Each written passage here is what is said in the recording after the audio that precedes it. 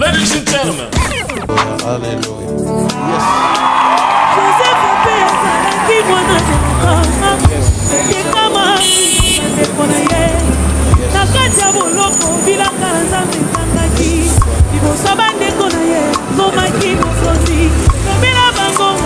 Bien cher internaute, bonjour, bonsoir, cela dépend de l'heure à laquelle vous êtes en train de suivre votre émission Rema sur la RDC. Nous sommes le mercredi 31 janvier. Nous sommes le mercredi 31 janvier 2024 et devant le micro, votre humble serviteur Emmanuel Kassosola. À la réalisation, Aïcha Milolo Saïdi. À la caméra, Gadija Oudja. Dans cette émission, bien chers internautes, nous aurons toujours à aborder ce thème, l'avènement messianique. L'avènement messianique et le sous-thème d'aujourd'hui, bien chers internautes, est intitulé la trilogie d'accomplissement. La trilogie d'accomplissement est donc le sous-thème que nous allons aborder aujourd'hui, toujours avec le grand thème, l'avènement messianique. Mais avant cela, bien chantant, permettez-moi de saluer tous ceux qui soutiennent cette émission de loin comme de près. J'aimerais saluer du côté des États-Unis d'Amérique, à Dallas, Irénée Leboabanga, du côté de Dallas. Ce sont des grands partenaires de cette émission Rema sur la RDC. Du côté de Lubumbashi, James Leboabanga. Toutes mes salutations. J'aimerais saluer aussi la ministre des Finances, Maman Adel Kainda. Toutes mes salutations. Mes salutations aussi à Maman Blandine Bonyanga, du côté de Binza Telecom. Je salue aussi la présidente de la fondation Fatih Beton, Pic Rouge, Maman Pic Rouge, Maman Mélanie Kabanga, ainsi que son bien-aimé vice-président, professeur Moukindi. Bien cher, dans cette émission, nous aurons à vous expliquer, toujours comme vous voyez, cette affiche qui sera, n'est-ce pas, déjà l'objet de notre vidéo projection conférence que nous allons animer et dans les jours à venir, nous allons vous donner la date. La trilogie d'accomplissement, la pierre qui vient briser les pieds de fer et d'argile. Lorsque nous parlons de la trilogie, nous voyons le chiffre 3. Et voilà pourquoi dans le sous-thème d'aujourd'hui, nous allons parler de la pierre et les pieds qui est constitué du fer et d'argile. Voyez-vous, dans la trilogie d'accomplissement, nous sommes en train de parler aujourd'hui de la pierre qui vient frapper les pieds. Or, les pieds est constitué du fer et d'argile. Donc, le sous-thème d'aujourd'hui, nous parlons de la pierre, le fer et l'argile. C'est ça la trilogie, le chiffre 3. La pierre, le fer et l'argile. Nous allons à vous expliquer, bien sûr, pour comprendre un peu cet avènement messianique qui doit se manifester dans notre nation, la RDC. Car vraiment sur la RDC, nous parlons plus des révélations sur notre nation, la RDC.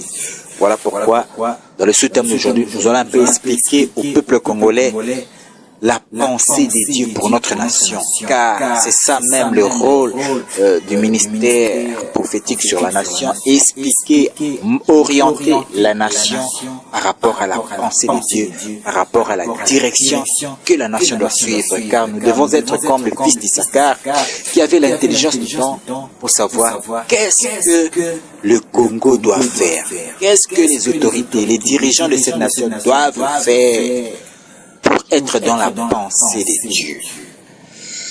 Avec l'aide de notre Seigneur Jésus-Christ, assisté avec son Esprit Saint, nous essayerons de vous donner sa pensée. Avec la complicité de ma réalisatrice, suivons un peu cet élément. Bien cher, lorsque nous parlons de la trilogie d'accomplissement, car nous devons savoir pour l'accomplissement dans notre nation, la RDC, de ces grands événements messianiques, il y a 3 facteurs qui doivent être pris en compte. La pierre, le fer et l'argile. Car les piliers représentent et caractérisés par le fer et l'argile. Ces 3 composants, la pierre, le fer et l'argile, représentent 3 personnalités dans notre nation, la RDC, qui sont les pièces maîtresses pour l'avènement messianique de notre nation, la RDC. Lorsque nous parlons de la trilogie d'accomplissement, cela veut dire qu'il y a 3 personnes. La pierre, le fer et l'argile. Ce sont 3 personnalités qui doivent jouer un rôle important pour cet avènement messianique dans notre nation, la RDC. Bien cher, comprenons cela. Le peuple doit comprendre. Les dirigeants aussi doivent comprendre la pensée des dieux. Et nous devons nous incliner à la pensée des dieux. Bien cher internaute. Ce que nous devons comprendre. La fois passée, nous avons eu à vous dire que nous avons vu les différentes successions des pouvoirs de notre nation, la RDC. Nous avons eu à vous dire que la tête en or représentait le pouvoir de Kassavo. La partie en argent représentait le pouvoir de Mobutu. La partie en airain représentait le pouvoir de Mzee Kabila. La partie en fer représentait le pouvoir du Raïs Joseph Kabila Kabange. Et la partie des pieds qui est en fer et en argile représente le pouvoir actuel de Félix Antoine Tshisekedi Tshilombo. Il est déjà dans la au deuxième quinquennat, dans son 2e mandat. Voyez-vous? Donc, ce que nous devons comprendre, bien sûr, la pierre qui vient frapper les pieds de fer et d'argile représente l'époque actuelle qui est l'époque du président Félix Antoine Tshisekedi Tshilombo. Et ce que nous devons comprendre, les pieds représentent notre nation, la RDC. Nous sommes la nation réceptacle de la manifestation du royaume de Dieu de notre nation. Or, les pieds ici, lorsque nous regardons dans le livre de Apocalypse 17, il est surnommé par rapport au monde, les puissances actuelles qui dominent le monde. Ils sont surnommés dans le livre de Apocalypse 17 de Babylone la Grande. Voyez-vous?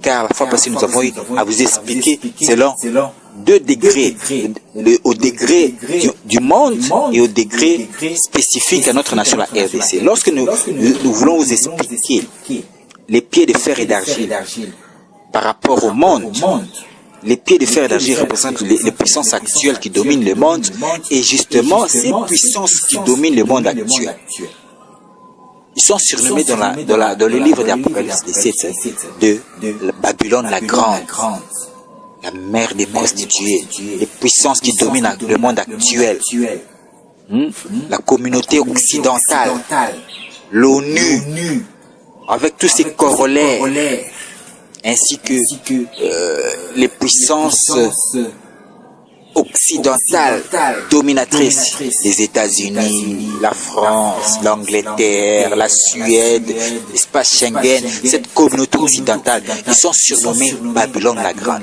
C'est justement qu'ils sont réunis dans l'ONU, c'est eux qui dirigent l'ONU. Voyez-vous? Et Apocalypse les surnomme Babylone la Grande. Et justement, ce sont eux qui doivent être l'objet de la chute, comme il est dit dans le livre d'Apocalypse, la chute de Babylone. Voyez-vous?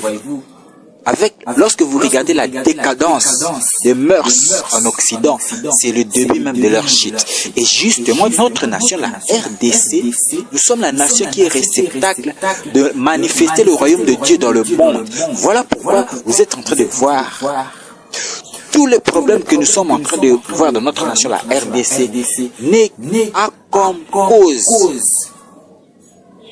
les instigateurs de tous les maux que notre nation est en train de connaître, c'est l'Occident qui est surnommé Babylone. Et c'est l'Occident qui ne veut pas voir la manifestation du royaume de Dieu dans notre nation, la RDC.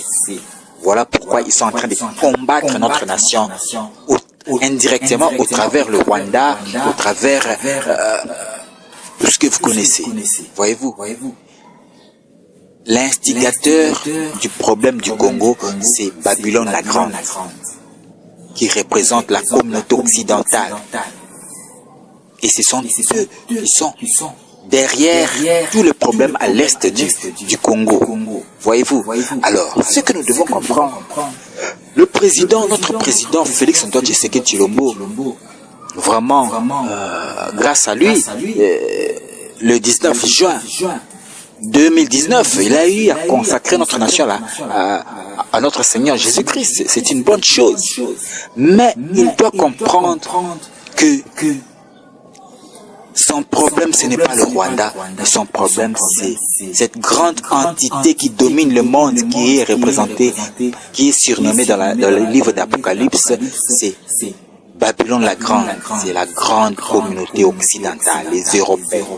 Donc, les dirigeants, voyez-vous, les puissances occidentales qui sont en train de dominer le monde, ce sont eux qui sont les principaux instigateurs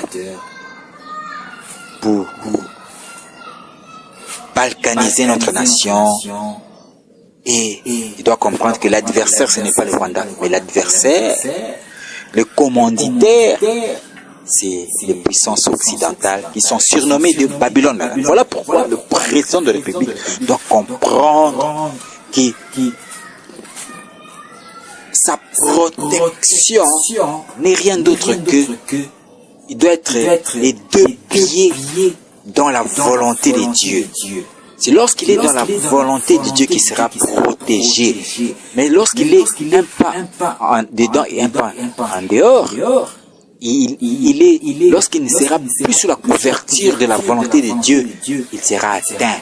Comme nous avons pu voir tous ces présidents jadis dans notre nation, ils ont été vaincus par Babylone la Grande, par l'Occident, les puissances occidentales. En commençant par le premier président, il a été vaincu.